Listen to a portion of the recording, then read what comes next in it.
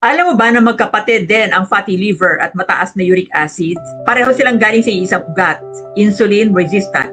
Napanood niyo ba yung huling video ko tungkol sa kidney at uric acid? Continuation to. So ganito yan, pakinggan mo mabuti ito ha. Kapag lagi kang mataas sa asukal, alak, soft drinks, desserts, kanin, ultra-processed foods, tinapay, junk foods, sugary drinks, fructose, toxic seed oil, tumataas ang insulin level mo. Lalo na kapag mayat-maya ang kain mo nito.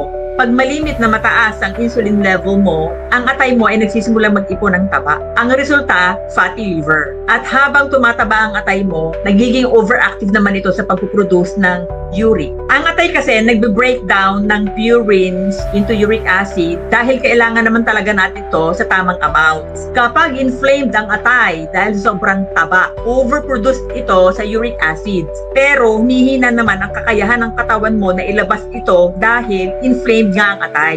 Trabaho din yan na magsala at mag-regulate ng uric acid level at kakambal nito ang kidney or bato. Actually, 70% ng uric acid ay sa ihi nalabas and the rest ay sa bituka through poop or dumi. At kapag mataas ang insulin level mo, ayaw ni insulin na itapon ng bato ang excess uric, kaya mananatili talaga ito sa dugo. Sinasabi ng insulin mo sa kidney na, teka muna, huwag ka munang lumabas, baka kailanganin kita, kaya dyan ka lang muna. Pero alam mo, ang pinakamatinding trigger ng parehong kondisyon, yung kidney at saka yung bato, fructose, na mas higit kaysa ibang carb-loaded foods and drinks. Ito yung nasa soft drinks, juice, ketchup, processed snacks, cakes, pastries, ilang tinapay, milk tea, sugary coffee, energy drinks, at marami pang iba. Napakabilis na magpataas ng uric acid. Hindi karne, hindi munggo, lamang loob o anumang sinabi sa'yo ng doktor. Subukan mong tanggalin yung mga binanggit ko and then keep on eating meat and other whole foods. Tingnan mo kung saan bababa ang uric.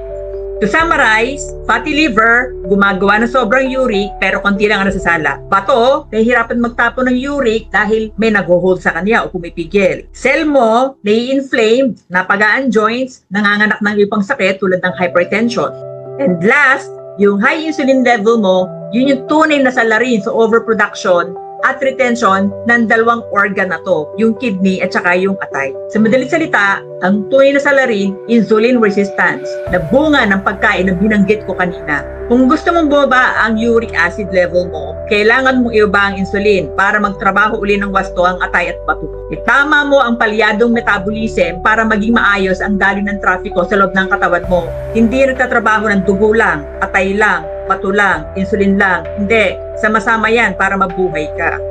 Kumain ka lang ng pagkain na tunay ng likha ng Diyos para sa iyo at hindi yung galing sa factory at tinimplahan ng maraming asukal at kung ano pang chemical. Huwag kang umasa lang sa gamot. Lason yan sa katagalan. Try low carb diet and intermittent fasting at dyan mo makikita ang resulta sa weeks pa lang. Ito yung natural na healing. Hayaan mong gumaling ang katawan mo ayon sa disenyo ni Lord. Hindi kanya nilikha para magkasakit. Ang biyaya ng kagalingan, nasa iyo na. Ayusin mo na lang. And I wish you all good health.